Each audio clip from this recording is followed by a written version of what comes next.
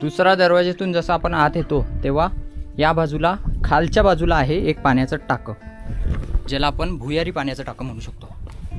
आणि हे पाण्याचं टाकं म्हणजे बनवण्याचा उद्देश हाच की या ठिकाणचं पाणी हे नेहमी गडावर वापरण्यात येत असेल, कारण इथे ऊनसुद्धा पोचत नाही, त्यामुळे हे टाकं सोकण्याचा तर हेच नाही, संभवच नाही आहे. आणि याचं पाणी बघा किती शुद्ध आहे. इथे 2 पायऱ्या पण दिलेल्या आहे, त्या पायऱ्यांमार्फत आपण टाक्यामध्ये उतरू शकतो आणि हे पाणी पिण्यायोग्य आहे. जास्त जर झालं तुमच्याकडे पाणी वगैरे नसलं तर हे पाणी तुम्ही पिऊ शकता. फक्त थोडं दगडातून वगैरे त्याला गाडून घ्या. तसं म्हटलं तरी पाणी स्वच्छच आहे, परंतु तरी एक एमर्जन्सी म्हणून तुम्ही हे पाणी वापरू शकता पिण्यासाठी. तर हे टाकं बघून आता वळू आपण गडाच्या 3ऱ्या दरवाजाकडे.